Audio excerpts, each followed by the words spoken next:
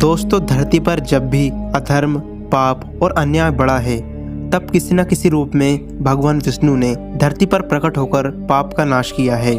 वामन अवतार, नरसिंह अवतार और मत्स्य अवतार आदि इस बात के प्रमाण हैं। धर्म ग्रंथों के अनुसार जब कलयुग अपनी चरम सीमा पर पहुंच जाएगा, तब विष्णु जी अपना कल्कि अवतार लेंगे और कलयुग का अंत करके धर्म युग की स्थापना करेंगे।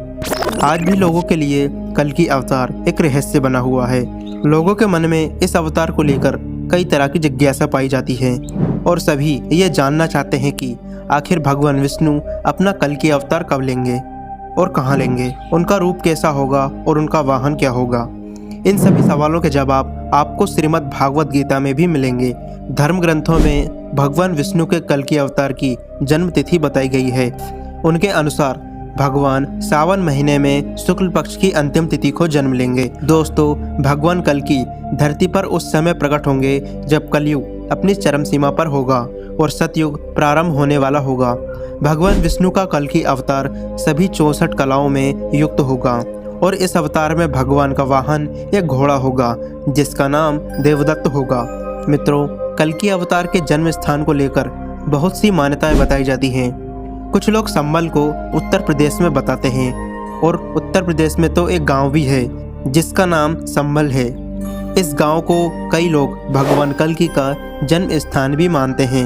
वहीं कई लोग मध्य प्रदेश, ओडिशा और हिमाचल प्रदेश में भी संबल होने की बात कहते हैं। इसके पुख्ता सबूत तो अभी तक नहीं मिले हैं। कुछ लोग तो ये कहते हैं कि संबल चीन के मरुस्थल में है जहां अब तक जीवन ही संभव नहीं है। कुछ लोग तो ये भी बोलते हैं कि श्री कृष्ण की जन्मभूमि वृंदावन मथुरा ही संबल है जहां उनके अवतार कल्कि का जन्म होगा। मित्रों, क्या आपको पता है कि भारत में कल्कि अवतार का एक चमत्कारिक मंदिर भी है।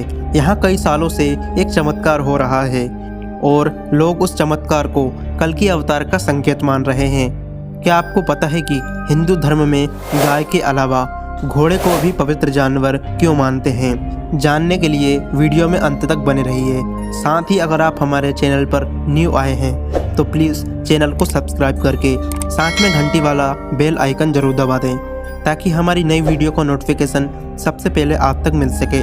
और साथ ही कमेंट बॉक्स में एक बार जय श्री हरि विष्णु अवश्य लिखें। तो चलिए दोस्तों, बिना टाइम को वेस्ट किए वीडियो को स्टार्ट करते हैं। दोस्तों, हमारे हिंदू धर्म में जानवरों का बहुत महत्व होता है। गाय, कुत्ता, घोड़ा, वराह, शेर आदि कई ऐसे जानवर हैं जिनके बारे में हमें पुराणों से जानकारी मिलती है। दोस्तों, गाय को तो सभी हिंदू माता का दर्जा देते हैं और उनकी पूजा करते हैं। जानवरों का मांस भक्षण करना हिंदू धर्म में सबसे बड़ा पाप माना गया है। लेकिन दोस्तों, क्या आपको पता है कि गाय के अलावा घोड़ा भी इंसानों का सबसे पहला पालतू जानवर है। इसने इंसानों का हर कार्य में साथ दिया है। जब आप हिंदू धर्म ग्रंथों को ध्यान से पढ़ेंगे तो आपको पता चलेगा कि घोड़े का महत्व क्या है और क्यों है। दोस्तों, अब मैं आपको भगवान श्री विष्णु के एक ऐसे अवतार के बारे में बताने जा रहा हूँ जिनका सिर घोड़े का था और वो एक रहस्यमय अवतार था।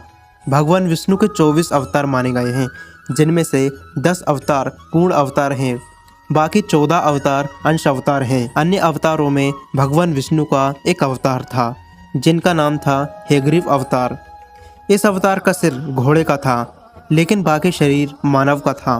भगवान विष्णु के इस अवतार को बुद्धि, विद्या, तेज और कुशलता का प्रतीक माना गया है और इस अवतार में भगवान विष्णु के शरीर का रंग सफ़ेद है। साथ ही उन्होंने सफ़ेद रंग के आभूषण भी पहने हुए हैं। इस अवतार को लेने के पीछे हेग्रीव नामक एक राक्षस की पौराणिक कथा जुड़ी हुई है जिसके कारण भगवान विष्णु को राक्षस रूप का अवतार लेना पड़ा था। तो दोस्तों, चलिए कल्कि अवतार से पहले हेग्रीव अवतार के बारे में जान लेते हैं। दोस्तों, हेग्रीव नाम का एक असुर था जिसने कई सालों तक माता आदि शक्ति की तपस्या की। माता ने प्रसन्न होकर उसे दर्शन दिए और उसे वरदान मांगने को कहा। उसने माता आदि शक्ति से अमरता का वरदान मांग लिया जिसे माता ने देने से मना कर दिया क्योंकि मृत्यु लोक पर जो भी आया है उसकी मृत्यु तो निश्चित है। यह सब सुनकर उस राक्षस ने माता से वरदान मांगा कि उसकी मृत्यु दूसरे हेग्रीव से ही हो और उसे कोई भी मार ना पाए।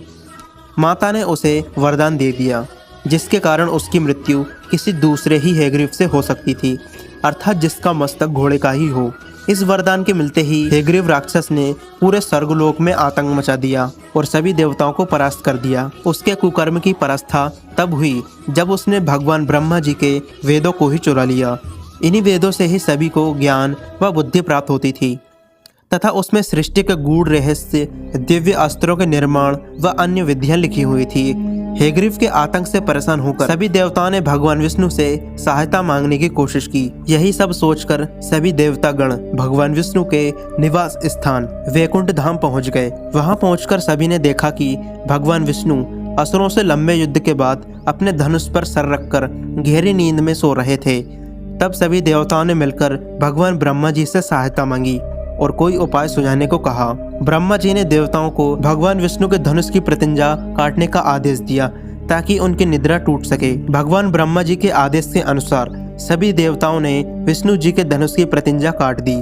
धनुष की प्रतिंजा काटते ही इतनी तीव्र ध्वनि हुई कि सभी देवलोक, पृथ्वी लोग उसकी ध्वनि में गूंजेमान हो गए। प्रतिंजा की धार इतनी तेज थी कि भगवान विष्णु का मस्तक कट के अलग हो गया। ये सब देखकर सभी देवता घबरा गए और सभी ने मिलकर मां आदि शक्ति का आवाहन किया ताकि भगवान विष्णु का पुनर्जन्म हो सके। देवताओं के आवाहन पर माता शक्ति वहां पर प्रकट हुई। वहां भगवान विष्णु का सर कटा हुआ देखा। देवताओं ने उन्हें सारी बातें बताईं। तब माता आदि शक्ति ने घोड़े का सर भगवान विष्णु के मस्तक पर लगाने के लिए कहा। देवताओं ने विश्वकर्मा जी की सहायता से भगवान विष्णु के सिर पर घोड़े का सर जोड़ दिया और इस प्रकार विष्णु जी के हेग्रीव नामक अवतार का जन्म हुआ। तो दोस्तों, इस प्रकार विष्णु जी ने हेग्रीव नामक अवतार लिया था। उसके बाद भगवान विष्णु ने हेग्रीव नामक राक्षस से भयंकर युद्ध किया और उसका वध किया।